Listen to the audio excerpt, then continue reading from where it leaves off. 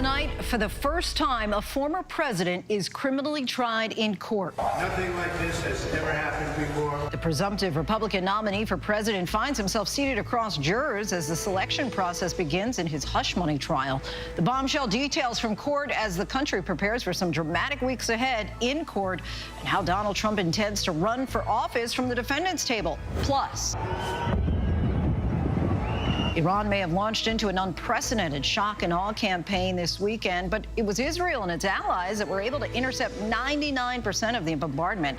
But as Israel threatens to retaliate, what happens next? We'll have a report from the ground and speak to a top congressional leader on what they're learning. And this year is supposed to be the Super Bowl of democracy in terms of voting and elections happening all around this year. All about conflict and humanitarian situations.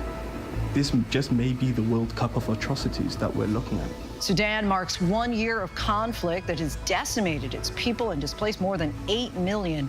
In tonight's Prime Focus, we take a look at the raging civil war being fought and how it could possibly end. Good evening, everyone. I'm Lindsay Davis. Thanks so much for streaming with us. We're following two major stories tonight: the aftermath of Iran's first ever attack on Israel and new reporting about when Israel might respond.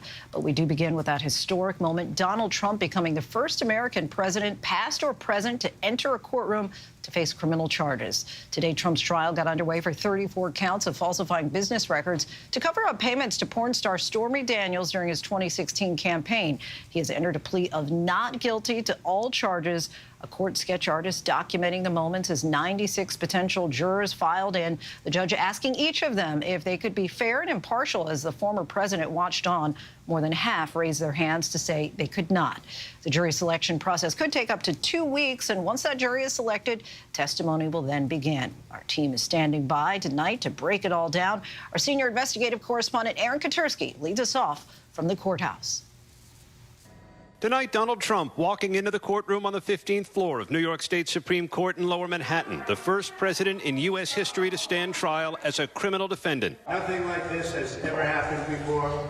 There's never been anything like it. This is an outrage that this case was brought. Trump faces 34 felony counts of falsifying business records to cover up a hush payment to porn star Stormy Daniels to keep her allegations of an affair secret from voters during the 2016 campaign. In court, the former president sitting stern-faced as jury selection began. The task?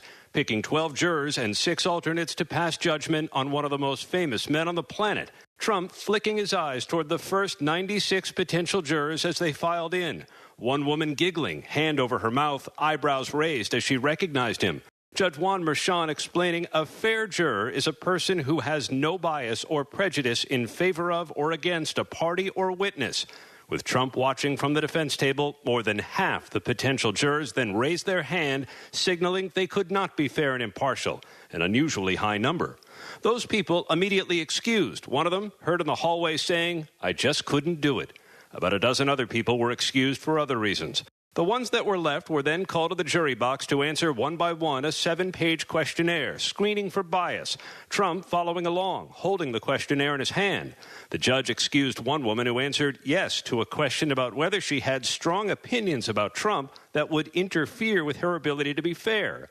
A man who works at a bookstore said, "I believe that nobody is above the law, whether it be a former president, a sitting president, or a janitor." The judge allowed him to remain in the jury pool. But by the end of the day, not a single juror had been seated. It's a scam. It's a political witch hunt. It continues, and it continues forever. Judge Merchan today making some other key decisions in the case. One of them about the Access Hollywood tape where Trump bragged about groping women. When you're a star, they let you do it. The judge ruling prosecutors could quote from the tape, but they could not play it in court. He also ruled jurors can hear from former Playboy model Karen McDougal, who claims the National Enquirer paid her for a story of an alleged affair with Trump, only to bury it, a practice known as catch and kill. She will likely be a witness for the prosecution, as will Stormy Daniels herself. Trump denies having affairs with both women. Likely to include some explosive testimony. Aaron Katersky joins us now from outside the courthouse. Donald Trump today asked the judge for permission to attend arguments in the federal case now at the Supreme Court over presidential immunity. What was the judge's decision on that? Judge said no, and he said it's a big deal to argue before the U.S. Supreme Court, but he also said being a criminal defendant on trial here in New York is also a big deal, so he wants Trump here. This kind of conflict seemed bound to happen, and right here on the very first day. Trump and his courtroom appearances are now fully woven into his political strategy. His campaign, Lindsay, winding from one courtroom to another. Lindsay? And Aaron, before we let you go, we know that Donald Trump also asked if he'd be able to attend his son Barron's high school graduation in May. The judge's response to that? The judge said he would consider it, but it doesn't sound like it's going to be allowed. And Trump complained about that after court, Lindsay, but the judge has been pretty firm. When you're a criminal defendant on trial, your place is in the courtroom. Aaron Katersky from New York City for us. Thanks so much, Aaron. And joining us now, ABC News investigative reporter Olivia Rubin and ABC News executive editorial producer John Santucci. John, let's start with you. What are your sources telling you about Trump's mood today in court? Well, I mean, listen, what everybody said to me, just making a few phone calls before joining you and Olivia, Lindsay, is that the reality is the Donald Trump that we saw in the courtroom, that anger, that fire, that fury, that is exactly the Donald Trump that headed back uptown to Trump Tower. You know, really frustrated by the day's proceedings. I mean, you know, Aaron mentioned there with you the fact that, you know, even going to his son's high school graduation, the fact that he can't go to the Supreme Court. I think the reality is that Donald Trump is a guy, quite frankly, for most of his life, that's been able to basically make his own rules, right? He's been able to sort of do what he wants, say what he wants, tweet, Truth Social, whatever we call it, what he wants. This is clearly different. And for Donald Trump, who, you know, said over the course of how many months, I mean, Olivia, you were in the courtroom when this was happening, for E.G. and Carroll and others, that, I have to be here. That was when he didn't have to be there. Now he has to be there. And the idea that he can't decide, I don't feel like showing up today because I want to do this, that's over. Welcome to criminal court. And you mentioned Supreme Court. Olivia, I want to bring you in here because really Donald Trump is asking the Supreme Court to step in here to clarify his role as president and having this essential immunity. Well, he's asked the Supreme Court sort of to step in for mainly the federal case, that's the presidential immunity, but it's an argument that he's using in his other cases as well. He's made the argument in Georgia, he's made the argument in New York, and it was already rejected, but he has been hoping that his role as former president of the United States and as president will somehow be able to come and save him. So, you know, many legal experts don't believe that the Supreme Court is going to come in and say, hey, yes, you have, you know, presidential immunity for what you did in the White House. But hey, Donald Trump is Donald Trump, and he always finds a way to make something work. So we have seen him in this case throw a lot at the wall here. He has tried to postpone the trial 3 times last week alone, and nothing has worked. And that now is why we are seeing him sitting in a criminal court today, because for the first time, really, it did not work. None of his delay tactics work, although they seem to be working in the other 3 cases. And important to note also that he wasn't president at the time when these payments were allegedly made. And John, curious now, the prosecution has moved to hold Trump in contempt of court as a result of that partial gag order. They pointed to 3 posts in particular. What were those? So it's interesting. You know, many people that we've spoken to and close to Donald Trump were actually more afraid of the words he's used on the campaign trail. You have to remember, we all lived in an era where Donald Trump's Twitter post, right? You'd wake up and suddenly that set the agenda for the day. But Truth Social, though he spouts off, it doesn't get the pickup that his tweets used to. But nevertheless, Lindsay, it's 3 posts related to attacks that he made against Stormy Daniels and Michael Cohen that are causing problems for the former president. What's interesting, for each one of those posts, a $1,000 fine is what prosecutors say Donald Trump deserves. Now, that's not going to be heard until about a week from now, next Wednesday. There actually will be court on a Wednesday, which is rare. We haven't seen anything yet where the judge has added other days to the Monday, Tuesday, Thursday, Friday calendar. But if that happens, or now even Donald Trump is barking off again on social media, it comes to a point where if you keep violating the gag order, remember, we've heard another judge in the New York Attorney General's case say this to Donald Trump, say, hey, listen, at a certain point, I'm going to hold you in contempt of court. That could be something leveled here. I don't think we're there yet, but the fact of the matter is, day 1, we've already had a gag order violation cited by prosecutors. Can't make it up. And we heard from Aaron Katersky about one woman who kind of held her mouth as she saw a prospective juror coming in and seeing Donald Trump. What was the reaction in general from these potential jurors? Well, it's a strange experience because you have Donald Trump who is watching the jurors. So think about being just an average New Yorker and going into a courtroom, and immediately, as we said, some of them, dismiss themselves. But if you didn't dismiss yourself, Lindsay, what you had to do in that courtroom as a potential juror was stand up, take in your hand a 42-question questionnaire and answer out loud in front of Donald Trump your answer to every single one of those questions. Where are you from? What do you do? Do you follow Donald Trump on social media? Have you ever been to a rally? Have you ever worked for his family? Do you think there's anything about him that you wouldn't be able to find impartial? And they're doing that in front of him. But at the same time, I think it's so key to remember they're also watching him in the same way that he is watching them. So you say the gag order violations, whatever Donald Trump does in court. We've seen him, you go back to the E. Jean Carroll case when he stormed out, when he's muttering under his breath. The jury is going to be watching every single thing that he does. And they are going to take that into account when they're weighing if he is guilty or not of a crime. So it's fascinating. He is watching them and they are watching him. Fascinating just to watch this all unfold. Thank you both so much for your insight and time. Certainly appreciate it. I can imagine we're going to be hearing a lot from you. Yeah, we'll see more. In the next couple of weeks. ABC legal contributor and former federal prosecutor for the Southern District of New York, Con Nowaday, joins us now. Con, one witness for the prosecution is Trump's former lawyer and fixer, Michael Cohen. What can we expect that he'll tell the jury?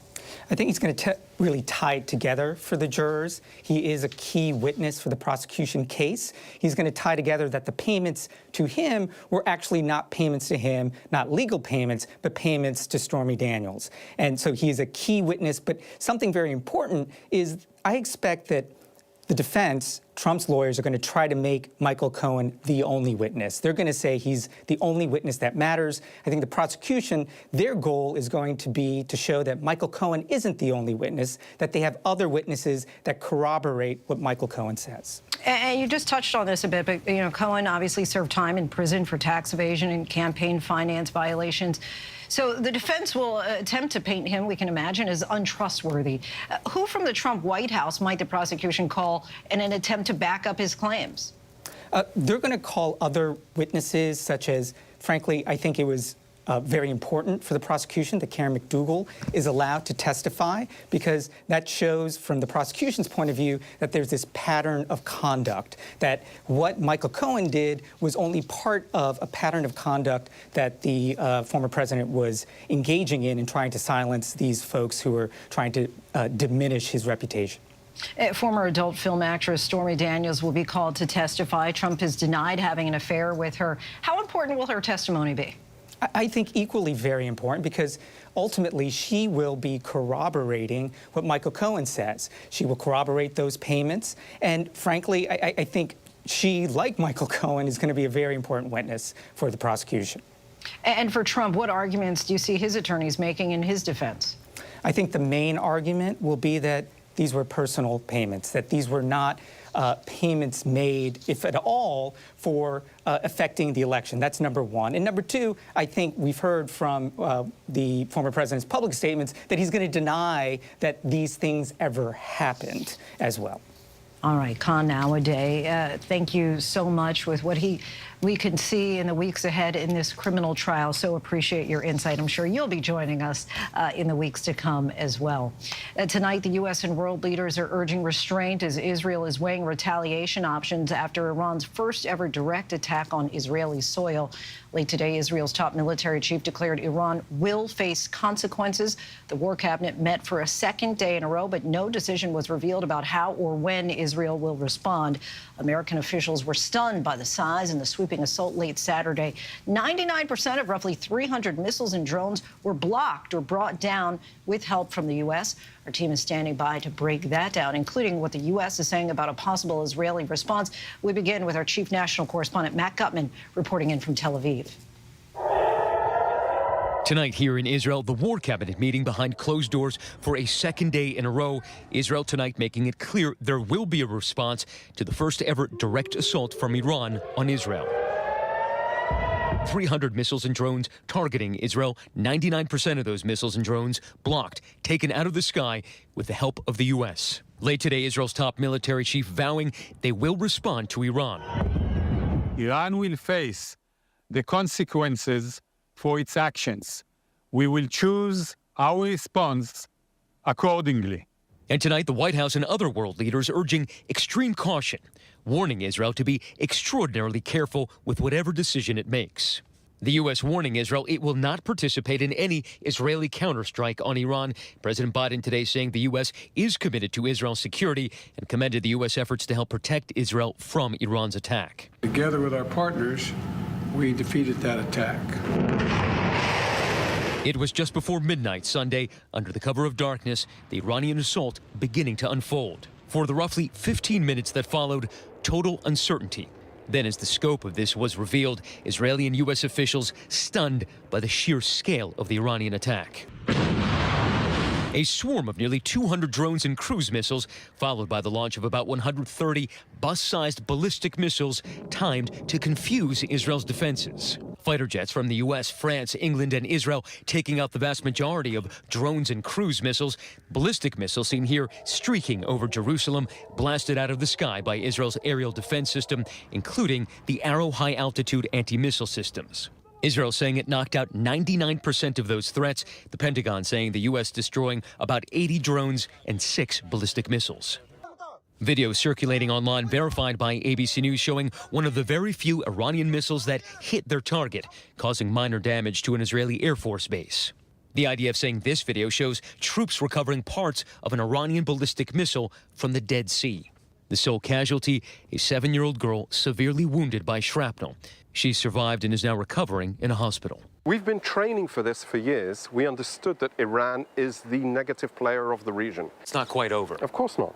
Iran is involved in everything negative. The White House calling Iran's attack a spectacular and embarrassing failure. And tonight, the White House avoiding weighing in on any possible Israeli response now coming. I'm not going to get into hypotheticals. You're asking me to get ahead of, as far as I know, a decision that the War Cabinet hasn't even made. And in Tehran today, a massive rally in support of the attack on Israel. Iranian leaders signaling they don't want an escalation, saying that after their assault, they consider the matter closed. But tonight, Iran warning Israel if it takes additional action, Iran will respond within seconds. Many concerned about that tit for tat and then potentially a larger escalation. Matt Gutman joins us now on the ground in Israel again tonight. Matt, the War Cabinet met again today, made it clear that it will respond. What more are you learning about what an Israeli response could look like? Israeli officials, Lindsay, tell me that there are multiple options ranging from a targeted strike on an Iranian commander in a third country to a direct attack on Iranian soil. The IAEA today said that it is concerned that Israel might even attack Iran's nuclear facilities. But it seems the military here is adamant that it needs to reassert deterrence against Iran to signal that this kind of strike cannot happen again. I'm told that every move, though, is being carefully calibrated not to squander that defensive coalition that the U.S. built to protect Israel. Lindsay.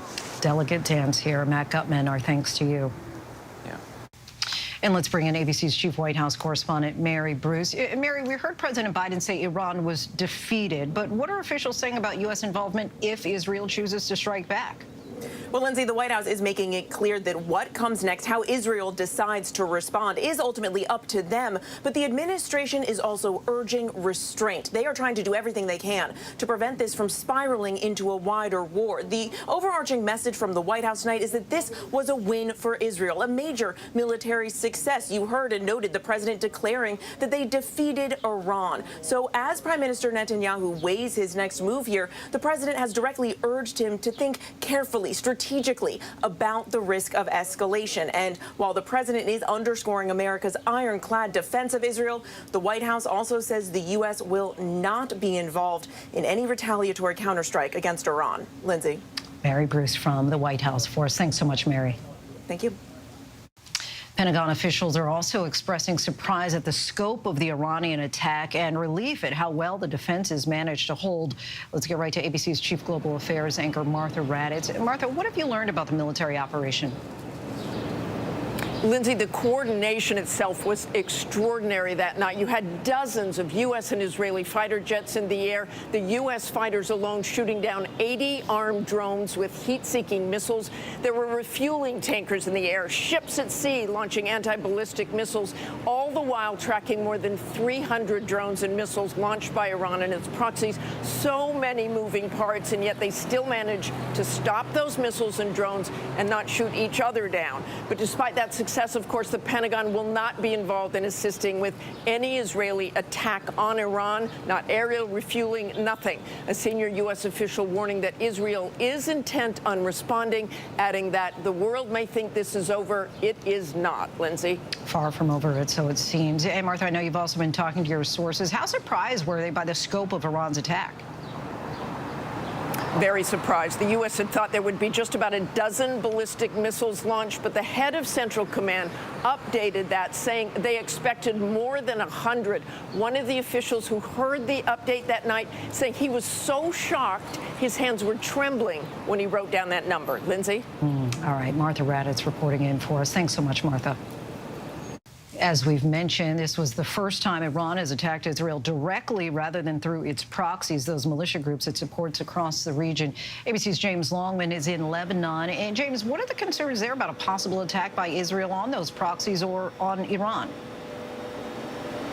Well, this whole region is bracing itself for this response. I think it's fair to say the big question is where Israel will strike and how extensive that will be. Will they strike inside Iran, or will they choose one of the proxies? And that's where Lebanon comes in. Of course, Hezbollah, Iran's biggest and most powerful proxy, for some time has been engaged in combat with the Israelis on the southern border here since the October 7th attack. But it could be that Israel decides to launch a full-scale incursion in the south of Lebanon to push Hezbollah up away from their border. It's fair to say that all of Iran's proxies in this region have been emboldened, not just Hezbollah, but also proxies in Iraq and in Syria. Arab governments are doing what they can to call for restraint, but they are dealing with real popular fury about the situation in Gaza. People in these countries do not feel that their governments are doing enough to stop the bloodshed in Gaza. And that is why I think they look at Iran as being the only regional power that is taking the fight to Israel. No one here wants all-out war, but that, I think, is a very real dynamic that we're seeing. And finally, just a final note, an Iranian official has tonight said that if there is a direct strike inside Iran, their response won't be in hours or in days, it'll be in seconds. Lindsay? All right, James Longman, our thanks to you. Joining us now is Representative Gregory Meeks, the top Democrat on the House Foreign Affairs Committee. Congressman Meeks, thank you so much for your time. As you know, there are calls for an immediate vote in the House as early as tonight even to take up the $95 billion package passed by the Senate in February, which would provide aid to Israel and Ukraine. Do you expect Speaker Johnson to put it on the floor? I would hope so. That would be the appropriate thing to do. I wish we'd have done it long ago. We need to have the bill that was passed by the Senate. If that's on the floor today, I think it will pass with over 300 votes. We'll be able to get that bill to the president's desk immediately, and we'll be able then to give the aid that's needed for Israel, for Ukraine, for Taiwan, and for humanitarian aid immediately to all the sources so that they have what they need to defend themselves and that we can help prevent a famine in Gaza as well as other parts of the world. Israel has said that it is going to respond to Iran. Obviously, the White House has said that they would not support that. Do you feel that the United States should still support Israel with funding if they're going to perhaps go against the recommendations given from the United States? The United States has said we will defend Israel. The President of the United States has said we will defend Israel. He said, and I say, and I agree with him, we would allow nothing to happen with reference to the destruction of Israel. We know that Iran and others and their proxies, what they are about is the destruction of Israel. The United States is ironclad with reference to their protection of Israel and Israel's right to defend itself. More recently, we saw the protest vote movement during the primaries over President Biden's handling of the Israel-Hamas war. That raises questions about whether a small but significant number of Democrats might abandon him in November. Your thoughts on that? I say thank God that Joe Biden is the president of the United States. And I think that all those that were questioning that in regards to his handling of the Middle East should relook at the situation as it is today. Heaven help us if Donald Trump was the president, because we have no idea what he would do. Here you have Donald Trump, who is, we don't know what he is, but we have Joe Biden, who knows diplomacy. He's bringing people together. The first thing he's done is bring the G7 nations together to talk about dealing with Iran in a capacity collectively, just as he's doing in Europe with NATO, just as he's doing in the Indo-Pacific with Japan and Australia, the Philippines, South Korea. We're all working collectively together, bringing folks together and being the leader of democracies around the world. Just a last question, because I have been hearing from people that they are concerned potentially that we could be on the brink of World War III, and many are saying that that ball is in Israel's court if they do respond, which Israel has said that it would respond. So I guess what I'm just saying, even though you say that we have said that we stand with Israel, do you write them a blank check, even if it does potentially get other countries involved in a larger escalation? I think Israel has to be very thoughtful and deliberate about anything that they consider on doing. I think that what we are working to do, and we have to make sure that we contain and then de-escalate the situation between Iran, Israel, and Iran's affiliates. So we can do that. Diplomacy's hard. You don't get rid of diplomacy. Diplomacy is something that you continue to work at, and there are conversations that are taking place as we are talking now. Congressman Meeks, we thank you so much for your time. Really appreciate it. Thank you for having me. And still much more to get to here on Prime. How much prison time the armorer on the Rust movie set was sentenced to serve. And next, a possible brewing battle over O.J. Simpson's estate, who he owed millions of dollars to, and why they may not see any of that money. Whenever news breaks. We are here in Israel, a nation at war after that brutal surprise attack by Hamas. On the ground in Ukraine, reporting from Lewiston, Maine. The scene of a horrific mass shooting. ABC News Live is right there everywhere. From the scene of that deadly missile strike in Dnipro, Ukraine. Reporting from the earthquake in Turkey. In rolling forward, this tornado tore through this little town. From the most devastating disaster in Hawaii. From Charleston, South Carolina, on the 2024 campaign trail. In Iceland, let's go. Traveling with the president in Mexico City. Wherever the story. From the front lines, from southern Israel. Outside the Gaza Strip. In Beirut. From the FBI. Reporting from the nurses on the picket line. Here at 10 Downing Street in London. Streaming live to you. Wherever the story is. Wherever the story is. Wherever the story is. We're going to take you there. You're streaming. ABC News Live. ABC News Live. You're streaming ABC News Live. ABC News Live. Streaming free everywhere. America's #1 streaming news. First thing in the morning. There's a lot going on. Yet another avalanche warning that's up. To catch you up with what happened overnight. A dangerous ice storm is impacting the morning commute. What's happening today? Escalating tensions in the Middle East. What people are talking about. The migrant crisis. Fast, straightforward. With some fun in between. How does billionaire sound? Sounds good to me. The moose started chasing a dog. First thing in the morning. America This Morning. America's #1 early morning news. On ABC News Live. What does it take to be the most watched newscast in America? We are part of an operation. Is this our combat operations center? We're approaching the gate. Militants came in from different directions. Nuclear reactor. So you have a couple loaded and ready to go. The house is destroyed, but the flag. Not a tear in it. How important it made to USA. Great work. Hi. Appreciate you. Thank you. Ismail? David. David. I'm David Muir. I know you are. You Watch do. you every night. ABC's World News Tonight with David Muir is America's most watched newscast. Can you believe it? It's 25 years of breakfast in bed, surprising moms across America. Oh, my goodness. Oh, my goodness. And for our 25th anniversary, we're making it the biggest surprise yet. A full-on breakfast in bed extravaganza like you have never seen before. So go to goodmorningamerica.com or scan this QR code to find out how to enter a deserving mom you love for breakfast in bed. Here was a story. Where's Kate? What's going on with Kate? Of course, the mystery of a missing woman, Anna Royal, doesn't get more fascinating than that. Then the moment that silenced everyone. It's been a really difficult time. I would argue that the royal family were already facing a crisis. This health crisis has given them probably their biggest challenge. The Crown in Crisis. What is the relationship like between Harry and William today? Now streaming on Hulu. Tonight, the former armorer in the Rust movie shooting has been sentenced to 18 months in prison for the deadly shooting of cinematographer Helena Hutchins in 2021. The judge criticized her for a lack of remorse. She told her, quote, "You alone turned a safe weapon into a lethal weapon." Here's ABC's Mola Lengi.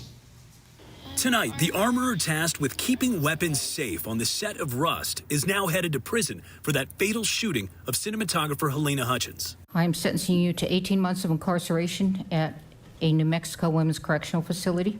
Before her sentencing, Hannah Gutierrez claiming she was young and naive back in October 2021 when the gun actor Alec Baldwin was rehearsing with fired a live bullet, fatally striking Hutchins. Gutierrez addressing the court in Santa Fe, New Mexico for the first time, emotional, as she begged for probation. I beg you, please don't give me more time. The jury has found me in part at fault for this god-awful tragedy, but that doesn't make me a monster. That makes me human. But District Court Judge Mary Marlowe Summer finding those remarks lacking in remorse.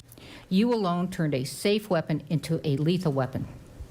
But for you, Miss Hutchins would be alive, a husband would have his partner, and a little boy would have his mother. The judge also pointing to jailhouse calls Gutierrez made, blasting jurors. Lindsay, the judge gave Gutierrez the maximum sentence. Tonight, the defense says that they believe she was deprived of a fair trial and they intend to appeal. Actor Alec Baldwin, also charged with involuntary manslaughter, has pleaded not guilty. His trial is set for July, Lindsay. Mola Lengi for us. Thanks so much, Mola. A deadly shooting near Syracuse, New York, has claimed the lives of a sheriff's deputy and a police officer. Authorities say Syracuse police officer Michael Jensen and Lieutenant Michael Husok with the Onondaga County Sheriff's Office died during an ambush at a home. It happened while they were investigating a possible stolen car. The suspect was also killed. An 81-year-old man is accused of fatally shooting an Uber driver in Ohio last week after officials say scammers targeted them both. The Clark County Sheriff's Office released this dash cam video. Authorities say William Brock shot 61-year-old Lolitha Hall 3 times after she received a booking on the Uber app to pick up a package from his home. Authorities say Brock had received scam calls demanding money and believed that she was in on the threats. Officials say Hall was sent to the home by the same scammer. When she arrived, Brock held her at gunpoint and fired when she attempted to escape. Now to O.J. Simpson's estate and new questions about his death, about whether the families of Nicole Brown Simpson and Ron Goldman will get the millions of dollars they're owed. ABC's Ariel Reshef has those details. A looming showdown over disgraced former football star O.J. Simpson's estate. Simpson died last week after a battle with prostate cancer. His last will and testament filed in a Nevada court on Friday. His estate placed in a newly created trust with his longtime attorney Malcolm Laverne as executor, who says he does not know how much the estate is worth. Personal belongings, anything they had like that is going to be part of the estate. So I will be doing inventorying and trying to see what is out there. We, the jury, in the above entitled action, find the defendant, Orenthal James Simpson, not guilty of the crime of murder. Simpson was infamously acquitted in a criminal trial for the brutal 1994 stabbing deaths of his ex-wife Nicole Brown Simpson and her friend Ron Goldman. But he wasn't off the legal hook. In 1997, Simpson was found liable for the slayings in a civil suit and ordered to pay more than $33 million in damages. But Simpson only paid a fraction. Now, the Goldmans want what they're legally owed. Ron Goldman's sister, Kim, telling ABC News, "Our family will follow the law as we always have. We will continue to do our due diligence." But the executor of Simpson's estate, defiant, saying, "It's my hope that the Goldmans get zero," suggesting the estate needs to take care of other things first, including his former client's substantial IRS debt. There's going to be a notice to creditors. When those claims come in, we will deal with them, and they'll be in a pecking order. O.J. Simpson had an estimated net worth of upwards of $10 million in the early 90s. But after his fall from grace, mostly lived off of his NFL pension and actors' union residuals, reportedly earning $400,000 a year. Uncle Sam is going to be first, right?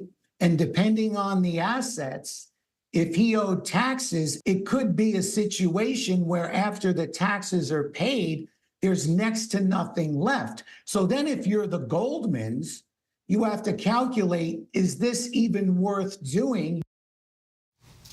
And tonight, authorities are trying to identify two bodies found in rural Texas as they investigate the disappearance of two Kansas mothers. Veronica Butler and Jillian Kelly vanished in Oklahoma last month on the way to pick up Butler's children from a birthday party. Their car was found with blood at the scene. 4 people have been arrested, including the children's grandmother. Charges include first-degree murder, kidnapping, and conspiracy to commit murder in the first degree. A 4th body has been recovered tonight after the deadly Baltimore bridge collapse. The victim's name is not being released at the request of the family. Salvage teams located what they believe to be one of the missing construction vehicles and located the victim trapped inside. The bridge collapsed last month after a massive cargo ship lost power and hit the bridge. 6 construction workers who were repairing potholes at the time died. And we still have much more to get to tonight. Coming up, the search for 2 men seen at a federally protected site, what they're accused of doing to ancient rock formations. The next, the UN says it's one of the worst humanitarian disasters in modern history. With 8 million people now displaced, we take a look. 1 year of war in Sudan. That's tonight's Prime Focus. What does it take to be the most watched newscast in America? An operation to capture ISIS fighters. Is this our Combat Operations Center? We're approaching the gate now. Militants came in from 4 or 5 different directions. Operational nuclear reactor. So you have a couple loaded and ready to go. The house is destroyed, but the flag, there's not a tear in it. Not a tear in it. How important is this label right here, Made in the USA? Look at your smile. You're proud of this. I love this. Great work. Hi. Where are you? Where are you? Appreciate you. Thank you, David. Good to meet you. Ismail? David. David. Yes, yes. I'm David Muir. I know who you are. You Watch do? you every night. ABC's World News Tonight with David Muir is America's most watched newscast. This is ABC News Live. The crush of families here in Poland. At refugee centers In Putin's Russia. On the ground in Ukraine, Close to the front line. from the capital. destructive Cat 4 storm. You're along I-5. Boston is in the bullseye. Let's go. ABC News Live, America's #1 streaming news. Anytime, anywhere. Streaming 24/7, straight to you for free. Thank you for making ABC News Live America's #1 streaming news. You should see me in the crowd. Gonna run, there's nothing to Watch me make 'em bow one by one. The strongest females fight for the survival of their families.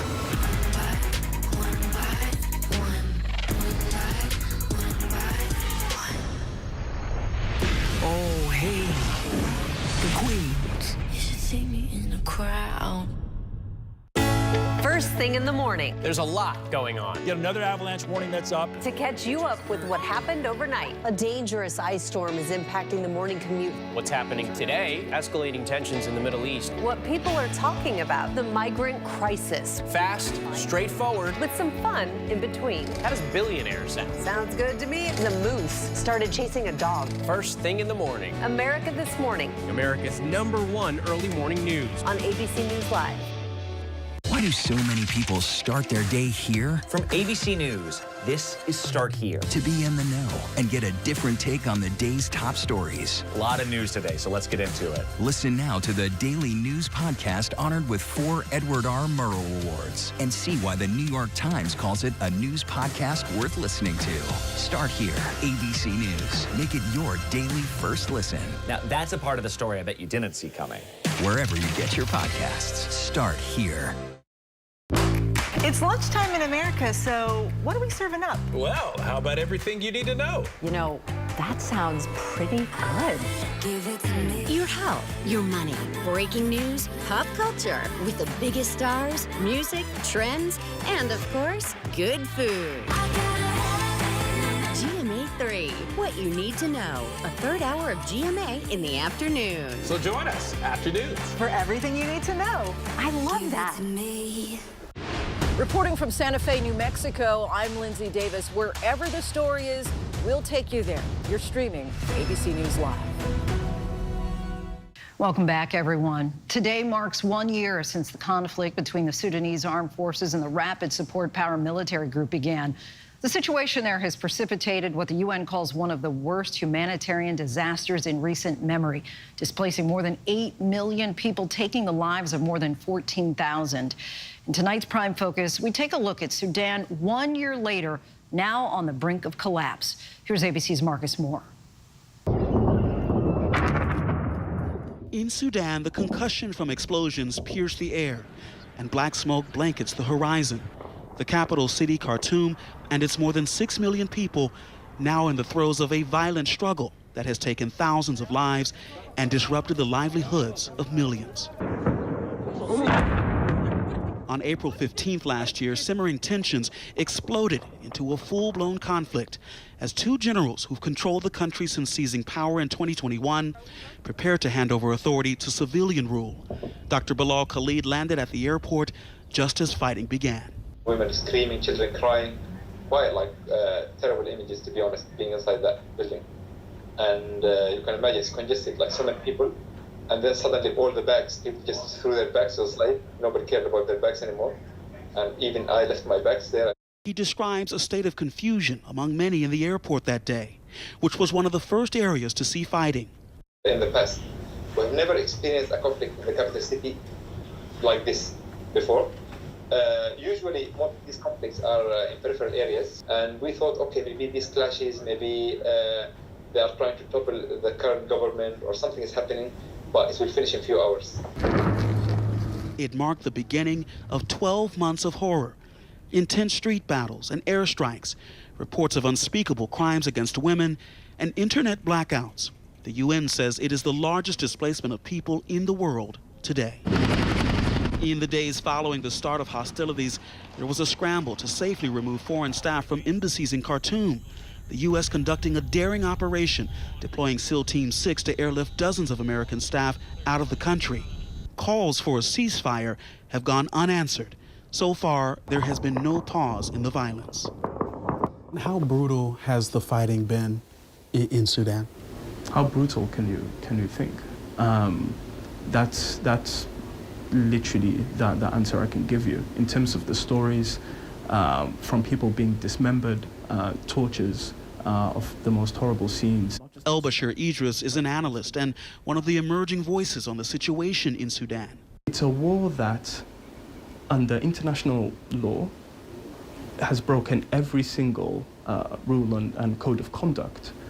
The war has made an already fragile humanitarian situation even worse. 8.2 million people forced from their homes, the majority internally displaced inside Sudan, while nearly 2 million have gone to neighboring countries like Chad and South Sudan. 18 million people in the country are facing acute hunger, according to aid groups. We are extremely concerned that we will see catastrophic levels of hunger. Lenny Kinsley works with the World Food Program in Sudan. They provided meals to 250,000 families at the end of March, but she says it simply won't be enough in a few months' time. Can you give us a sense of how the situation is with hunger today versus a year ago? Yeah, so hunger has nearly doubled in the last year.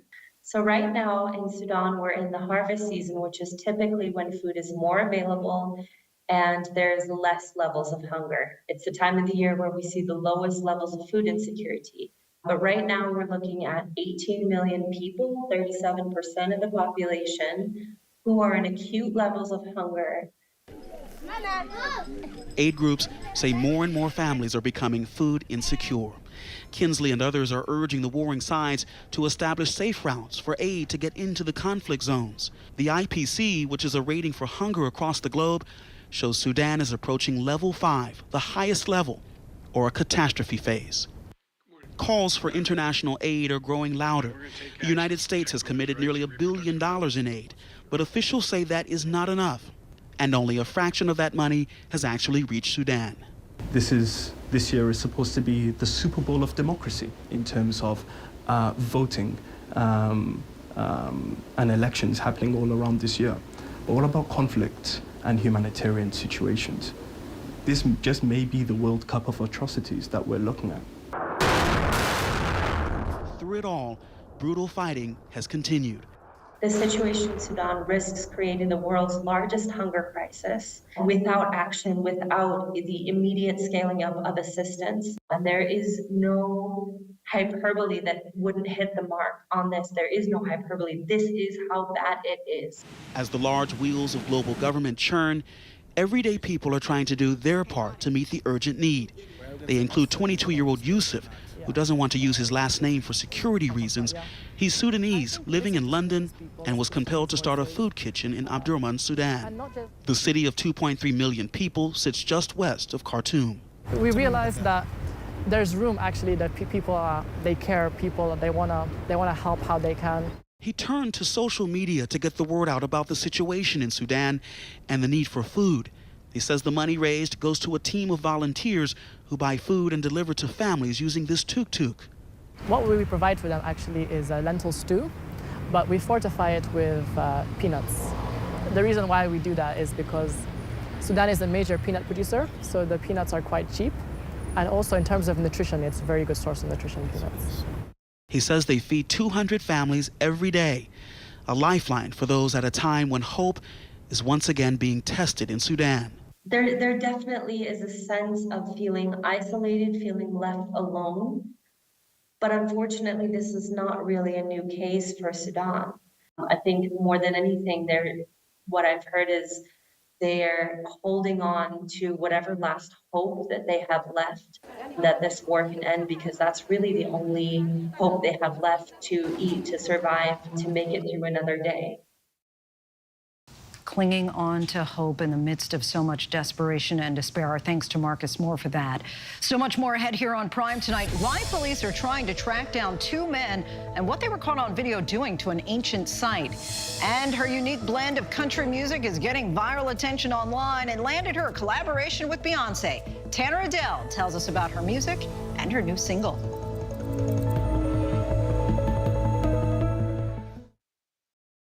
Whenever, wherever news breaks, it's so important to always remember that lives are changed. Here in London, in Buffalo, Uvalde, Texas, Edinburgh, Scotland, from Poland once again tonight. Thank you so much for streaming with us. Ukrainian refugees here in Warsaw. Do you think you'll ever be able to go back home? We're heading to a small community outside of Mexico City. Splintered houses and splintered lives. The magnitude of the devastation. You're streaming ABC News Live. Reporting from Rolling Fork, Mississippi, Santa Fe, New Mexico, Raleigh, North Carolina, The U.S. Capitol, Mayfield, Kentucky, Minneapolis, Mexico, Tongass National Forest, Alaska. Getting you behind the stories as they happen, giving you a front row seat to our world as it plays out in real time, live. ABC News Live Prime. We'll take you there. Stream ABC News Live weeknights, America's most honored streaming news program, only on ABC News Live. Streaming free right now wherever you stream your news. First thing in the morning. There's a lot going on. Yet another avalanche warning that's up. To catch you up with what happened overnight. A dangerous ice storm is impacting the morning commute. What's happening today? Escalating tensions in the Middle East. What people are talking about. The migrant crisis. Fast, straightforward. With some fun in between. How does billionaire sound? Sounds good to me. The moose started chasing a dog. First thing in the morning. America This Morning. America's #1 early morning news. On ABC News Live. This is ABC News Live. The crush of families here in Poland. At refugee centers In Putin's Russia. On the ground in Ukraine. Close to the front line. From the capital, destructive Cat 4 storm. You're along I-5. Boston is in the bullseye. Let's go. ABC News Live, America's #1 streaming news. Anytime, anywhere. Streaming 24/7, straight to you for free. Thank you for making ABC News Live America's #1 streaming news. here was a story. Where's Kate? What's going on with Kate? Of course, the mystery of a missing woman, Anna Royal, doesn't get more fascinating than that. Then the moment that silenced everyone. It's been a really difficult time. I would argue that the royal family were already facing a crisis.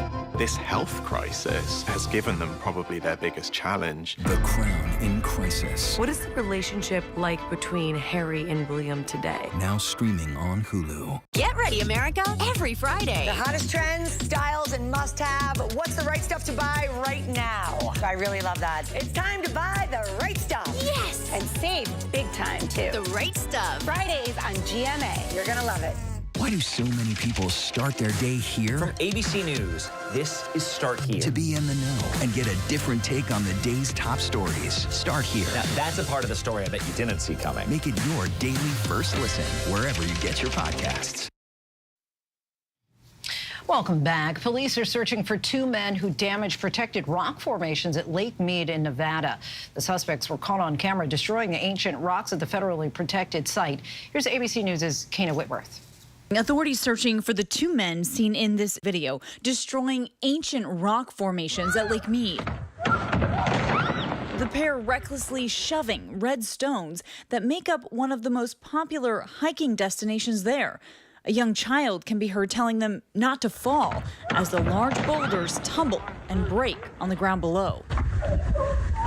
The video sent to the National Park Service, outraging park goers and authorities alike. The first time I saw the video, it literally made me sick to my stomach. Authorities sharing this photo of the suspects asking for any information. The 1.5 million acre park is just outside of Las Vegas and home to the largest reservoir in the nation.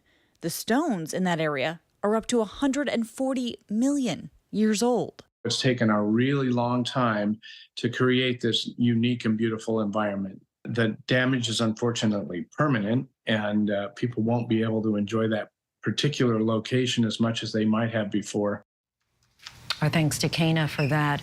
Sisai Lema of Ethiopia has won the Boston Marathon with blistering speed. Lema left his fellow competitors behind early, setting a record pace to build a lead of more than half a mile. He cemented his victory in 2 hours, 6 minutes, and 17 seconds, the 7th fastest time in the race's 128-year history. On the women's side, Helen Obiri defended her title, finishing 2 hours, 27 minutes, and 37 seconds after kickoff. Our next guest has been deemed one of 7 artists shaping the sound of 2024 by the New York Times. Country Music Television calls her one of the next women in country, even catching the attention of global superstar Beyonce. She brings glam country to the forefront with tracks like the viral Buckle Bunny. Let's take a listen. I'm at the mini mart in a mini skirt, about to steal your man in a torn up t-shirt. This ain't the Hamptons, we all got tramp stamps, acrylic covered in barbecue at the line dance. Cast up, throw me in a saddle, spin me like a spur, make my snakeskin rattle. Tanner Adele is here now to unpack all her recent success. Welcome to the show, Tanner. Hi. I was trying to maintain my composure and not jam it up and not dance. So, all right, let's talk about, first of all, I have to say I'm old because I didn't know what a buckle bunny is. It's kind of tends to be a derogatory term about women, but you've kind of reclaimed and taken this to put it out in a different way. Give us a sense of why you decided to do that. Yeah, well, I love the hair, I love the nails, obviously the jewelry, everything about being glamorous. And in the Western culture, sometimes it's kind of frowned upon to care about what you look like on the outside. But I wanted to take it back and make it, you know, I'm very country. I grew up that way, but I love all the things that make me glamorous. And if that's what being a buckle bunny is, then I guess I am. And you just released a new track, Whiskey Blues. Want to take a listen to that? You got me thinking of you drinking 'cause your love is overproof. I got a bad case of the whiskey blues. And to me, that sound is really kind of blending different genres of music. Where does that sound come from? Yeah, you know, this song's very personal to me, and People have heard the Buckle Bunny, they've heard the Trailer Park Barbie, and this is a side of me that people are just now seeing kind of for the first time. I wanted it to be a little bit grungy, so you have this program throughout the song that's not a typical pop song, it's not a typical country song, it really is the two worlds coming together, and genuinely pop country, which I just love. And you say that you manifested working with Beyonce. Now, I know in Buckle Bunny you have that one line where it's like looking like Beyonce with a lasso. So what came first? How did you manifest working with her? Yes, you know, I've been a Beyonce fan my whole life, and looking like Beyonce with a lasso, you know, Beyonce is the pinnacle of Black women and that success and what she has done for Black women in general. And when I say looking like Beyonce with a lasso, I'm saying looking like a Black woman in country music. That's what that line means. The song is filled with, you know, fun lines that really do have a much deeper meaning. And so you actually do sing along with her on Blackbird, which was a song originally written by Paul McCartney for the Beatles about Black women during the civil rights era. So talk to me about how that collaboration came about. Yes, you know, Blackbird is my dad's favorite song. It's a song, one of the first songs I learned how to play on guitar, and Paul McCartney is just an absolute icon. So to be able to not only be on the album with Beyonce, but on such a special song is my wildest dreams. And she chose but also some up-and-coming country music stars, and then you all got Blackbird tattoos? Yes, we did. It's healing currently. Oh, so it's brand new. Yes, we got matching tattoos, but they're a little bit different in just kind of our own style and the way that we want. But, you know, we've been in Nashville for a really long time, grinding, and I've been working in Nashville for almost 3 years. It'll be 3 years this summer. And to be able to now have such an accomplishment with Beyonce and dropping Whiskey Blues is like, I mean, the momentum is momentuming. Give us a sense of what we can expect coming up in the future. I know you have some performances into the summer. Yes, I love performing live. It's my favorite thing. And now with a couple songs that are out, I'm really excited to be able to perform at Stagecoach, which is a big bucket list item for country artists in general. But yeah, touring a lot this summer. I'm really excited. Tanner Adele, what a pleasure and a joy to be with you here in studio. You can listen to her new track, Whiskey Blues, wherever you stream your music. And that is our show for this hour. I'm Lindsay Davis. Be sure to stay tuned to ABC News Live for more context and analysis of the day's top stories. Thanks so much for streaming with us.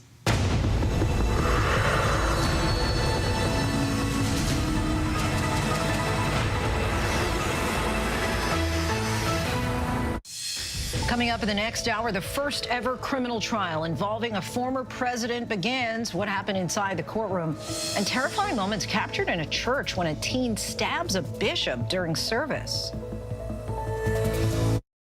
Why do so many people start their day here? From ABC News, this is Start Here. To be in the know and get a different take on the day's top stories. A lot of news today, so let's get into it. Listen now to the Daily News Podcast honored with 4 Edward R. Murrow Awards and see why the New York Times calls it a news podcast worth listening to. Start Here, ABC News. Make it your daily first listen. Now, that's a part of the story I bet you didn't see coming. Wherever you get your podcasts, Start Here. It's lunchtime in America, so what are we serving up? Well, how about everything you need to know? You know, that sounds pretty good. Give it to me. Your health, your money, breaking news, pop culture, with the biggest stars, music, trends, and of course, good food. GMA 3, what you need to know. A third hour of GMA in the afternoon. So join us, Afternoons. For everything you need to know. I love that. This is ABC News Live. The crush of families here in Poland. At refugee centers in Putin's Russia. On the ground in Ukraine. Close to the front line. From the capital. Destructive Cat 4 storm. You're along I-5. Boston is in the bullseye. Let's go. ABC News Live, America's #1 streaming news. Anytime, anywhere. Streaming 24/7 straight to you for free. Thank you for making ABC News Live America's #1 streaming news. What does it take to be the most watched newscast in America? An operation to capture ISIS fighters. Is this our Combat Operations Center? We're approaching the gate now. Militants came in from 4 or 5 different directions. Operational nuclear reactor. So you have a couple loaded and ready to go. The house is destroyed, but the flag, there's not a tear in it. Not a tear in it. How important is this label right here, Made in the USA? Look at your smile. You're proud of this. I love this. Great work. Hi. Where are you? Where are you? Appreciate you. Thank you, David. Good to meet you. Ismail? David. David. Yes, yes. I'm David Muir. I know who you are. You Watch do? you every night. ABC's World News Tonight with David Muir is America's most watched newscast. Whenever, wherever news breaks, it's so important to always remember that lives are changed. Here in London, in Buffalo, Uvalde, Texas, Edinburgh, Scotland. Reporting from Rolling Fork, Mississippi. Ukrainian refugees here in Warsaw. We're heading to a small community outside of Mexico City. Getting you behind the stories as they happen. ABC News Live Prime. We'll take you there. Stream ABC News Live weeknights wherever you stream your news. Only on ABC News Live. Reporting from Monterey Park, California, I'm Robin Roberts. Wherever the story is, we're going to take you there. You're streaming ABC News Live. Good evening, everyone. I'm Lindsay Davis. Thanks so much for streaming with us. We're following 2 major stories tonight. The aftermath of Iran's first ever attack on Israel and new reporting about when Israel might respond. But we do begin with that historic moment. Donald Trump becoming the first American president, past or present, to enter a courtroom facing criminal charges. Today, Trump's trial got underway for 34 counts of falsifying business records to cover up payments to porn star Stormy Daniels during his 2016 campaign. He has entered a plea of not guilty to all charges. A court sketch artist documenting the moments as 96 potential jurors filed in. The judge asking each of them if they could be fair and impartial as the former president watched on. More than half raised their hands to say they could not. The jury selection process could take up to 2 weeks, and once that jury is selected, testimony will then begin. And we begin our coverage with ABC's Aaron Katersky. Tonight, Donald Trump walking into the courtroom on the 15th floor of New York State Supreme Court in Lower Manhattan, the first president in U.S. history to stand trial as a criminal defendant. Nothing like this has ever happened before. There's never been anything like it. This is an outrage that this case was brought. Trump faces 34 felony counts of falsifying business records to cover up a hush payment to porn star Stormy Daniels to keep her allegations of an affair secret from voters during the 2016 campaign. In court, the former president sitting stern-faced as jury selection began. The task? Picking 12 jurors and 6 alternates to pass judgment on one of the most famous men on the planet. Trump flicking his eyes toward the first 96 potential jurors as they filed in. One woman giggling, hand over her mouth, eyebrows raised as she recognized him. Judge Juan Merchan explaining a fair juror is a person who has no bias or prejudice in favor of or against a party or witness. With Trump watching from the defense table, more than half the potential jurors then raised their hand, signaling they could not be fair and impartial, an unusually high number. Those people immediately excused. One of them heard in the hallway saying, "I just couldn't do it." About a dozen other people were excused for other reasons. The ones that were left were then called to the jury box to answer one by one a 7-page questionnaire, screening for bias. Trump following along, holding the questionnaire in his hand. The judge excused one woman who answered yes to a question about whether she had strong opinions about Trump that would interfere with her ability to be fair. A man who works at a bookstore said, "I believe that nobody is above the law, whether it be a former president, a sitting president, or a janitor." The judge allowed him to remain in the jury pool. But by the end of the day, not a single juror had been seated. It's a scam. It's a political witch hunt. It continues, and it continues forever. Judge Merchan today making some other key decisions in the case. One of them about the Access Hollywood tape where Trump bragged about groping women. When you're a star, they let you do it. The judge ruling prosecutors could quote from the tape, but they could not play it in court. He also ruled jurors can hear from former Playboy model Karen McDougal, who claims the National Enquirer paid her for a story of an alleged affair with Trump, only to bury it, a practice known as catch and kill. She will likely be a witness for the prosecution, as will Stormy Daniels herself. Trump denies having affairs with both women. Our thanks to Aaron Katursky from the New York courtroom to campaign trail. Just how is Donald Trump expected to turn his legal troubles into political wins? And what can we expect from the trial and the jury selection process in the days ahead? Olivia Rubin has that for us tonight. Nothing like this has ever happened before. For the first time in American history, a former president of the United States standing trial on criminal charges. These are felony crimes in New York State, no matter who you are. Former President Donald Trump fought repeatedly to delay the case beginning today, accusing him of illegally hiding payments he orchestrated to porn star Stormy Daniels to silence her affair allegations during his 2016 White House bid. The evidence will show that he did so to cover up crimes relating to the 2016 election. Multiple judges rejected Trump's last-ditch efforts to halt the trial brought by the Manhattan District Attorney Alvin Bragg. Now hundreds of potential jurors are being questioned in a courthouse downtown. I don't know how you can have a trial that's going on right in the middle of an election. Not fair. Not fair. Lawyers for both sides will whittle that group down to just 12 jurors and 6 alternates, asking them questions to root out any bias. It includes, have they ever attended a Trump rally, subscribed to the conspiracy movement of QAnon, or followed an anti-Trump organization on social media? The process expected to take as long as 2 weeks. The whole point of jury selection is to find out not just do people know who the parties are involved, not just do they know the charges, but rather can they set all of that information aside and be a fair and impartial juror in this particular case. The charges, 34 counts of falsifying business records. The crime, not the alleged sexual activity, but the paperwork used to keep the payments to Stormy Daniels quiet. Prosecutors say Trump disguised the payments he made to his one-time lawyer and fixer Michael Cohen for Daniels to bury her affair claims, labeling them instead as legal payments for a non-existent retainer agreement with Cohen.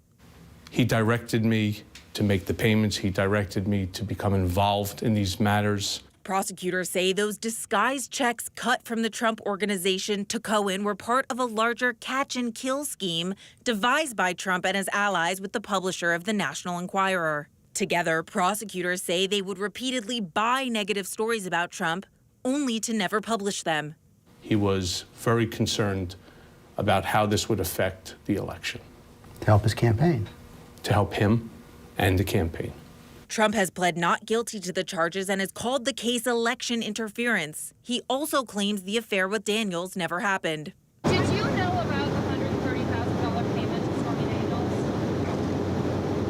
Trump is no stranger to the legal system, but he has only come face-to-face with a jury during his presidential bid for the White House once before. Earlier this year, a 9-person jury heard a civil defamation case brought against Trump by the writer E. Jean Carroll, who accused Trump of sexually assaulting her in the 1990s and then defaming her when she went public with her allegations in 2019.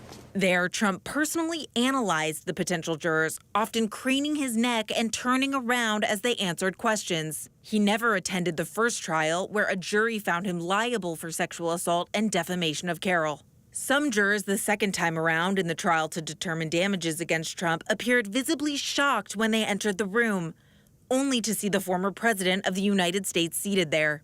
After days of witnessing Trump's behavior in court, including storming out of the courtroom, that jury of 7 men and 2 women found Trump liable for defamation and ordered him to pay $83 million in damages. We will immediately appeal. We will set aside that ridiculous jury. Now, Trump is repeating that process again, but these jurors will be charged with deciding a criminal case. If convicted, he could face a maximum of 4 years in jail for each of the 34 counts. Trump in total facing 88 felony counts across 4 cases in New York, Georgia, Florida, and Washington, D.C. But the hush money case may be the only one to go to trial before the November election, despite prosecutors' best efforts. My office will seek a speedy trial so that our evidence can be tested in court and judged by a jury of citizens. With all eyes on New York, supporters and opponents of Trump wondering how a possible conviction could affect his re-election chances. A Quinnipiac University poll from March found 55% of registered voters said a conviction in the case would make, quote, no difference in their vote. One key group that may think differently, independents. In an Ipsos Politico poll from March, 36% of independents said they would be less likely to support Trump if he were found guilty. Asked by ABC News, Trump suggested a conviction could actually help his campaign. Would you be concerned that a conviction, if you are convicted in that trial, could cost you the election, given what Todd said voters are... Well, it could also make me more popular. Trump has spent more time in the courtroom the past year fusing together his campaign with his legal issues, his indictments becoming a rallying cry. There have been lots of scandals, but it seems like whenever it's a conservative figure, that's when it really is taken to court. His campaign often fundraising off of the cases as it desperately tries to raise more cash to keep up with President Joe Biden. Filings show Trump's political fundraising committees spent more than $50 million on legal bills just last year. But Trump now required to be in a courtroom where the trial will keep him off of the trail on most weekdays for as long as 2 months. Sources say Trump is planning to use that to his advantage, exploring potential weekly campaign events around New York on Wednesdays, the one day court won't be in session. Our thanks to Olivia Rubin. ABC legal contributor and former federal prosecutor for the Southern District of New York, Con Nowadays, joins us now. Con, one witness for the prosecution is Trump's former lawyer and fixer, Michael Cohen. What can we expect that he'll tell the jury? I think he's going to really tie it together for the jurors. He is a key witness for the prosecution case. He's going to tie together that the payments to him were actually not payments to him, not legal payments, but payments to Stormy Daniels. And so he is a key witness. But something very important is I expect that the defense, Trump's lawyers, are going to try to make Michael Cohen the only witness. They're going to say he's the only witness that matters. I think the prosecution, their goal is going to be to show that Michael Cohen isn't the only witness, that they have other witnesses that corroborate what Michael Cohen says. And you just touched on this a bit, but, Cohen obviously served time in prison for tax evasion and campaign finance violations. So the defense will attempt to paint him, we can imagine, as untrustworthy. Who from the Trump White House might the prosecution call in an attempt to back up his claims? They're going to call other witnesses, such as, frankly, I think it was very important for the prosecution that Karen McDougal is allowed to testify, because that shows from the prosecution's point of view that there's this pattern of conduct, that what Michael Cohen did was only part of a pattern of conduct that the former president was engaging in trying to silence these folks who were trying to diminish his reputation. Former adult film actress Stormy Daniels will be called to testify. Trump has denied having an affair with her. How important will her testimony be? I think equally very important, because ultimately she will be corroborating what Michael Cohen says. She will corroborate those payments. And frankly, I think she, like Michael Cohen, is going to be a very important witness for the prosecution. And for Trump, what arguments do you see his attorneys making in his defense? I think the main argument will be that these were personal payments, that these were not payments made, if at all, for affecting the election. That's number one. And number two, I think we've heard from the former president's public statements that he's going to deny that these things ever happened as well. All right, Con Nowadays, thank you so much with what we can see in the weeks ahead in this criminal trial. So appreciate your insight. I'm sure you'll be joining us in the weeks to come as well. Tonight, the U.S. and world leaders are urging restraint as Israel is weighing retaliation after Iran's first ever direct attack on Israeli soil. Late today, Israel's top military chief declared Iran will face consequences. The war cabinet met for a second day in a row, but still no decision was revealed about how or when Israel will respond. Our team is standing by to break it all down, including what the U.S. is saying about a possible Israeli response. And we begin that portion of our coverage with our chief national correspondent, Matt Gutman, reporting in from Tel Aviv. Tonight here in Israel, the war cabinet meeting behind closed doors for a second day in a row. Israel tonight making it clear there will be a response to the first ever direct assault from Iran on Israel. 300 missiles and drones targeting Israel. 99% of those missiles and drones blocked, taken out of the sky with the help of the U.S. Late today, Israel's top military chief vowing they will respond to Iran. Iran will face the consequences for its actions. We will choose our response accordingly. And tonight, the White House and other world leaders urging extreme caution, warning Israel to be extraordinarily careful with whatever decision it makes. The U.S. warning Israel it will not participate in any Israeli counterstrike on Iran. President Biden today saying the U.S. is committed to Israel's security and commended the U.S. efforts to help protect Israel from Iran's attack. Together with our partners, we defeated that attack. It was just before midnight Sunday, under the cover of darkness, the Iranian assault beginning to unfold. For the roughly 15 minutes that followed, total uncertainty. Then, as the scope of this was revealed, Israeli and U.S. officials stunned by the sheer scale of the Iranian attack. A swarm of nearly 200 drones and cruise missiles, followed by the launch of about 130 bus-sized ballistic missiles timed to confuse Israel's defenses. Fighter jets from the U.S., France, England, and Israel taking out the vast majority of drones and cruise missiles. Ballistic missiles seen here streaking over Jerusalem, blasted out of the sky by Israel's aerial defense system, including the Arrow high-altitude anti-missile systems. Israel saying it knocked out 99% of those threats. The Pentagon saying the U.S. destroying about 80 drones and 6 ballistic missiles. Video circulating online verified by ABC News showing one of the very few Iranian missiles that hit their target, causing minor damage to an Israeli Air Force base. The IDF saying this video shows troops recovering parts of an Iranian ballistic missile from the Dead Sea. The sole casualty, a 7-year-old girl severely wounded by shrapnel. She survived and is now recovering in a hospital. We've been training for this for years. We understood that Iran is the negative player of the region. It's not quite over. Of course not. Iran is involved in everything negative. The White House calling Iran's attack a spectacular and embarrassing failure. And tonight, the White House avoiding weighing in on any possible Israeli response now coming. I'm not going to get into hypotheticals. You're asking me to get ahead of, as far as I know, a decision that the War Cabinet hasn't even made. And in Tehran today, a massive rally in support of the attack on Israel. Iranian leaders signaling they don't want an escalation, saying that after their assault, they consider the matter closed. But tonight, Iran warning Israel if it takes additional action, Iran will respond within seconds. Our thanks to Matt Gutman. And let's bring in ABC's chief White House correspondent, Mary Bruce. Mary, we heard President Biden say Iran was defeated, but what are officials saying about U.S. involvement if Israel chooses to strike back?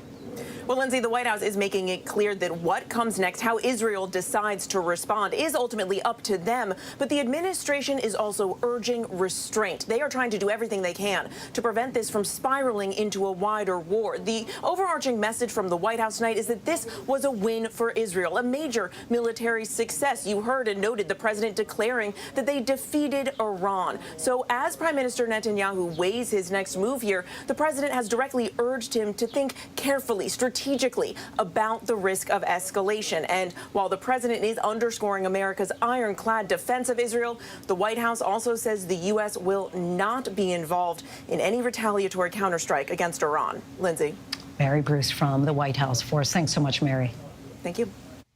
Rust armorer Hannah Gutierrez has been given the maximum sentence of 18 months in prison related to the 2021 shooting of the movie's cinematographer Helena Hutchins. Gutierrez was convicted of involuntary manslaughter last month. Prosecutors argue that she repeatedly failed to maintain proper firearm safety on set. Actor Alec Baldwin, who was holding the gun when it went off, has pleaded not guilty to involuntary manslaughter. His trial is scheduled to begin in July. Still much more to get to tonight coming up. Would you like to live forever? One molecular biologist tells us why you might want to reconsider that. But next, what caused this all-out brawl during a parliament session in Europe? Whenever news breaks, We are here in Israel, a nation at war after that brutal surprise attack by Hamas. On the ground in Ukraine, reporting from Lewiston, Maine. The scene of a horrific mass shooting. ABC News Live is right there everywhere. From the scene of that deadly missile strike in Dnipro, Ukraine. Reporting from the earthquake in Turkey. In rolling forward, this tornado tore through this little town. From the most devastating disaster in Hawaii. From Charleston, South Carolina, on the 2024 campaign trail. In Iceland, let's go.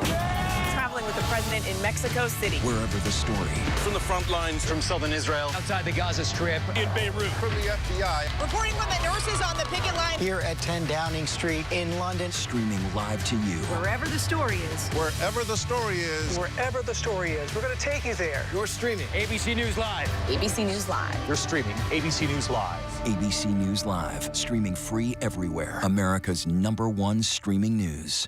Here was a story. Where's Kate? What's going on with Kate? Of course, the mystery of a missing woman, Anna Royal, doesn't get more fascinating than that. Then the moment that silenced everyone. It's been a really difficult time. I would argue that the royal family were already facing a crisis. This health crisis has given them probably their biggest challenge. The Crown in crisis. What is the relationship like between Harry and William today? Now streaming on Hulu. What does it take to be the most watched newscast in America? We are part of an operation. Is this our combat operations center? We're approaching the gate. Militants came in from different directions. Nuclear reactor. So you have a couple loaded and ready to go. The house is destroyed, but the flag. Not a tear in it. How important it made the USA. Great work. Hi. Appreciate you. Thank you. Ismail? David. I'm David Muir. I know you are. You Watch do? you every night. ABC's World News Tonight with David Muir is America's most watched newscast. I'm Medea Villarreal in Houston, Texas. Wherever the story is, we'll take you there. You're streaming with ABC News Live.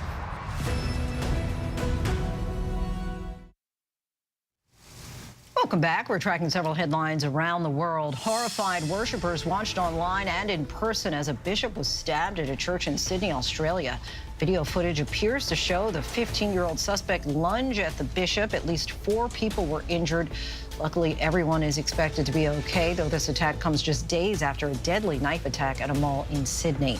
An all-out brawl broke out in Parliament today as Georgian lawmakers debated a controversial bill on foreign agents.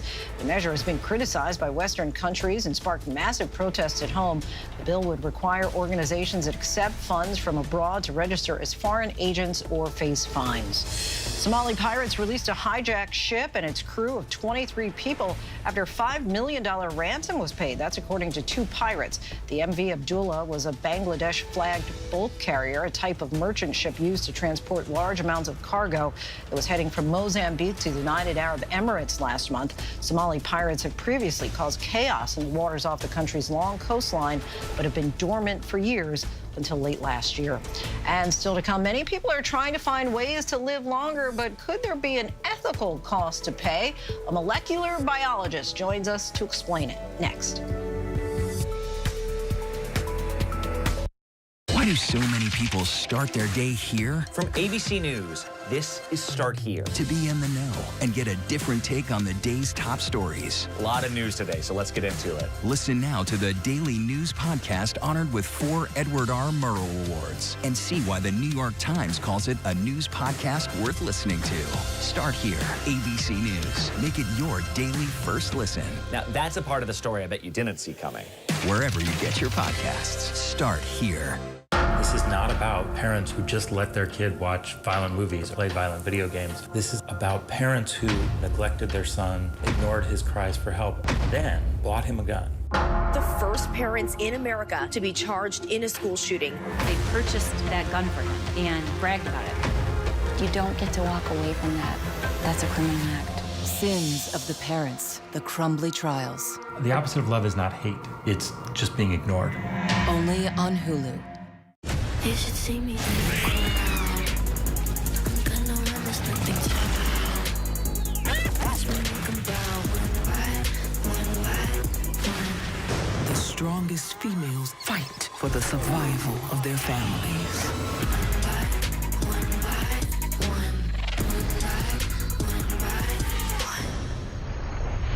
Oh, hey, the queens. You should see me in a crowd. What does it take to be the most watched newscast in America? We are part of an operation. Is this our combat operations center? We're approaching the gate. Militants came in from different directions. Nuclear reactor. So you have a couple loaded and ready to go. The house is destroyed, but the flag. Not a tear in it. How important it made the USA. Great work. Hi. Appreciate you. Thank you. Ismail? David. I'm David Muir. I know who you are. You Watch do? you every night. ABC's World News Tonight with David Muir is America's most watched newscast. If you think it might be wonderful to live forever, you may want to hear what a Nobel Prize-winning molecular biologist has to say that could change your mind. Venki Ramakrishnan has examined the latest science, weighed the possibilities, and researched the ethical costs of lengthening our lifespans in his new book, Why We Die, The New Science of Aging and the Quest for Immortality. Doctor, thank you so much for joining us. Thank you. So humans now live twice as long as we did 150 years ago. But you raised some caveats to why we may not want to lengthen our lives that much longer. Why is that? Well, I think a society where everybody lived indefinitely or a very long time, say hundreds of years, would be a very different society. It would be quite stagnant. It would be the same group of people just living longer and longer. You wouldn't have that turnover between generations, you know, maybe new ideas, things like that. But I think that's still in the realm of science fiction. I think biology is looking at the causes of aging, and that's allowing us to tackle some of these causes. But most of the focus is how to live healthily for longer, because all developed societies are living longer lives. So we're having more and more older people well past retirement. And we want to see how can we keep older people healthy and productive, you know, and energetic and actually lively. So I think a lot of biology is trying to understand those causes so we don't suffer some of the debilitating consequences of aging. Explain why it is that sometimes our biological age doesn't match our chronological age. That's because aging you can think of as an accumulation of damage over time. And we have very sophisticated repair mechanisms. And we have ways to deal with the problems of old age, of the accumulation of damage, accumulation of garbage in the cells. We have recycling mechanisms. And all those things break down. And the rate at which they break down is different for different people. Explain the new research, though, that talks about how there are certain blood markers that indicate why people age faster than others. And we could say this is separate from drinking and smoking or lack of sleep. Yeah, so there are different markers for aging. So some markers are on our DNA. Our DNA acquires marks called epigenetic marks as we age, and that changes the pattern with which we express different genes. So it changes how our biology works. There are also markers in our blood, and this was found because when they connected an old animal with a young animal and allowed them to exchange their blood supply, the old animal benefited from the young blood, and that suggested there's things in younger blood that deteriorate or don't exist or have changed in older blood. And people are trying to find what those markers are. Let's say in the next few decades we're able to come up with a cure for cancer, high blood pressure, diabetes. What's the best case scenario, do you think, for the longevity of human life? So someone did a calculation, and if we eliminated some of the major causes of fatality today, like the things you mentioned, you would only gain about 15 years. But what biologists think is if you tackle the underlying causes of aging, then you could really expect to live a longer and healthier life. Really fascinating, Doctor. We thank you so much for joining us. We want to let our viewers know Why We Die, The New Science of Aging and the Quest for Immortality is now available wherever books are sold. And that is our show for tonight. I'm Lindsay Davis. ABC News Live is here for you all night with the latest news, context, and analysis. You can always find us on Hulu, Roku, Pluto TV, the ABC News app, and of course on abcnews.com. The news never stops. Thanks so much for streaming with us. Have a great night.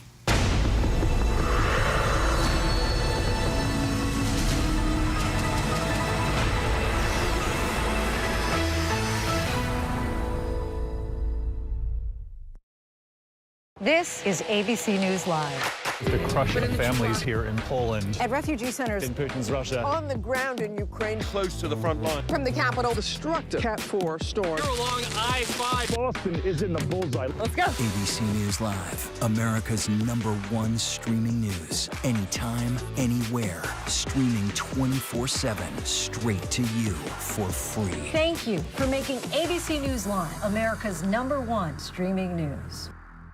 Why do so many people start their day here? From ABC News, this is Start Here. To be in the know and get a different take on the day's top stories. A lot of news today, so let's get into it. Listen now to the Daily News Podcast honored with 4 Edward R. Murrow Awards and see why the New York Times calls it a news podcast worth listening to. Start here, ABC News. Make it your daily first listen. Now, that's a part of the story I bet you didn't see coming. Wherever you get your podcasts, start here. First thing in the morning. There's a lot going on. Yet another avalanche warning that's up. To catch you up with what happened overnight. A dangerous ice storm is impacting the morning commute. What's happening today? Escalating tensions in the Middle East. What people are talking about. The migrant crisis. Fast, straightforward. With some fun in between. How does billionaire sound? Sounds good to me. The moose started chasing a dog. First thing in the morning. America This Morning. America's #1 early morning news. On ABC News Live. What does it take to be the most watched newscast in America? An operation to capture ISIS fighters. Is this our Combat Operations Center? We're approaching the gate now. Militants came in from 4 or 5 different directions. Operational nuclear reactor. So you have a couple loaded and ready to go. The house is destroyed, but the flag, there's not a tear in it. Not a tear in it. How important is this label right here, Made in the USA? Look at your smile. You're proud of this. I love this. Great work. Hi. Where are you? Where are you? Appreciate you. Thank you. David, good to meet you. Ismail? David. David. Yes, yes. I'm David Muir. I know who you are. You I watch do? you every night. ABC's World News Tonight with David Muir is America's most watched newscast. Reporting from the scene of the subway shooting in the Bronx, I'm Trevor Alt. Wherever the story is, we'll take you there. You're streaming ABC News Live. This is Nightline.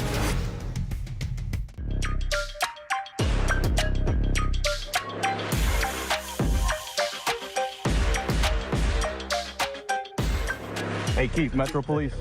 Come over here. It was an arrest nearly 3 decades in the making. New developments in the unsolved murder of Tupac. That shook the world of hip-hop and beyond. Police arresting Dwayne Davis, known as Keefe D.